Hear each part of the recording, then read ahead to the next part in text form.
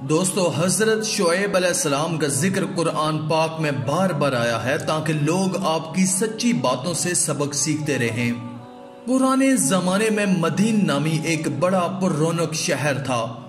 وہاں کے لوگ خوب مالدار تھے، تجارت اور سوداگری ان کا پیشہ تھا، مگر وہ لوگ بتوں کی پوجا کرتے تھے، سودا بیچتے وقت کم تولا کرتے تھے اور اسی طرح کم ناپا کرتے تھے۔ اللہ تعالیٰ نے حضرت شعیب علیہ السلام کو ان کے پاس نبی بنا کر بھیجا۔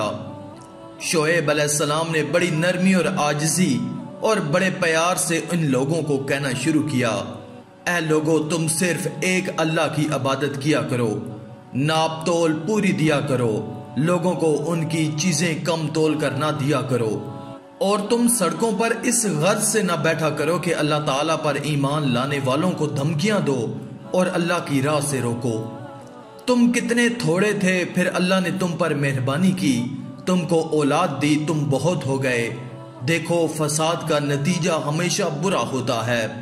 اگر تم مجھے جھوٹا خیال کرتے ہو جبکہ دوسرے کچھ لوگوں کو میرے سچے ہونے کا پورا یقین ہے، تو تم صبر کرو یہاں تک کہ اللہ تعالی ہمارے اور تمہارے درمیان فیصلہ کر دے، اور اللہ تبارک و تعالی ہی سب سے بہتر فیصلہ کرنے والا ہے۔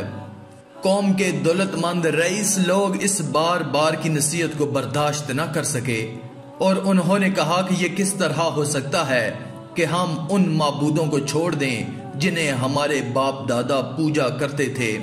مال ہمارا اپنا ہے، کیا اس کو ہم جس طرح چاہیں خرچ نہ کریں؟ اور وہ بھی صرف آپ کے کہنے پر، اور آپ ایسے سچے اور نیک کہاں سے بن گئے؟ کیا آپ کی نماز ایسی ہی باتوں کا حکم دیتی ہے؟ آپ جھوٹے ہیں، آپ پر کسی نے جادو کر دیا ہے۔ اگر سچے ہو تو آسمان سے ہم پر پتھر برساؤ۔ اور ان کی قوم کے لوگوں نے کہا کہ اے شعیب علیہ السلام، اس بات کا یقین کر لو کہ تمہیں بھی اس بستی سے نکال دیں گے، اور ان لوگوں کو بھی جو تم پر ایمان لائے ہیں، ورنہ ہمارے دین میں واپس آ جاؤ۔ تم بہت کمزور آدمی ہو، اگر تمہارے ساتھ تمہاری برادری کے لوگ نہ ہوتے تو ہم تمہیں کب کا پتھر سے مار مار کر ختم کر چکے ہوتے، اور ویسے تمہارا ہم پر کوئی دباؤ بھی نہیں۔ حضرت شعیب علیہ السلام کی قوم کے لوگ اپنی دولت اور روپے پیسے کے غرور میں بار بار اپنے سچے نبی حضرت شعیب علیہ السلام سے اسی قسم کی باتیں کرتے رہے۔ حضرت شعیب علیہ السلام فرماتے کہ اللہ تعالیٰ نے مجھے سیدھا رستہ بتایا ہے، اور وہ اپنی مہربانی سے مجھے حلال روزی بخشتا ہے۔ اب یہ کس طرح ہو سکتا ہے کہ جس کام سے میں تم کو روکتا ہوں اسے خود کرنے لگ جاؤں؟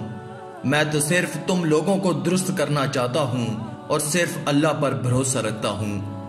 تم لوگ میری ضد میں آ کر ایسا گناہ نہ کر بیٹھنا کہ تم پر عذاب اتر آئے جیسا کہ تم سے پہلے لوگوں پر آ چکا ہے، بلکہ تم اپنے گناہوں کی معافی مانگو اور آگے کے لیے اسی کے حضور میں توبہ کرو۔ تم نے اللہ کو بالکل ٹھیک بھلا دیا ہے۔ کیا تم میری برادری سے زیادہ ڈرتے ہو اور اللہ کا خوف تمہارے دلوں سے اٹھ گیا ہے؟ میں نے اپنا فرض ادا کر دیا۔ اگر تم نہیں جانتے یا نہیں مانتے تو چند روز کے بعد تمہیں معلوم ہو جائے گا کہ جھوٹا کون ہے اور کس پر اللہ کا عذاب اترتا ہے۔ آخر وقت مقرر پر اللہ کا عذاب آ گیا۔ حضرت شعیب اور ایمان والے تو بچ گئے، اور جو لوگ اللہ کی نافرمانی کرتے تھے وہ اپنے گھروں میں بیٹھے کے بیٹھے رہ گئے، اور ایسے برباد ہوئے کہ گویا ان مکانوں میں کبھی بسے ہی نہ تھے۔ بس اللہ تعالیٰ کے سوا کسی دوسرے کی عبادت کرنا، اللہ تعالیٰ کو بھول جانا اور غیروں کو یاد کرنا، رسول پاک کی باتیں نہ ماننا، دل کی خواہشات کو پورا کرنا، کم تولنا، کم ناپنا، امن و امان کے بعد زمین پر فساد مچانا، روپے کا غرور، دولت کا گھمنڈ کرنا اللہ کو بے حد ناپسند ہے۔ جو لوگ ایسا کرتے ہیں اور توبہ نہیں کرتے، صحیح راہ اختیار نہیں کرتے، آخرکار ایک دن ضرور سزا پائیں گے اور نقصان اٹھائیں گے۔ آؤ ہم سب مل کر عہد کریں کہ اللہ تعالیٰ کے سوا کسی کی عبادت نہ کریں گے، اور نہ کبھی کم تولیں گے اور نہ کبھی کم ناپیں گے، غرور نہ کریں گے اور کسی کا مال بے ایمانی سے نہ کھائیں گے۔ آج ہمارے حالات بھی ان لوگوں کے جیسے ہو چکے ہیں، اور اگر ہم نے ایسا ہی کیا تو ہمارا حشر بھی حضرت شعیب علیہ السلام کی قوم جیسا ہو جائے گا۔ اللہ ہم کو محفوظ رکھے، آمین۔ آج کی اس ویڈیو میں تھا بس اتنا ہی۔ مزید اسلامی ویڈیوز حاصل کرنے کے لیے اللہ کی قدرت چینل کو سبسکرائب کر دیں اور ساتھ میں موجود بیل کے آئیکن کو دبا کر آل پر کلک کر دیں۔ شکریہ۔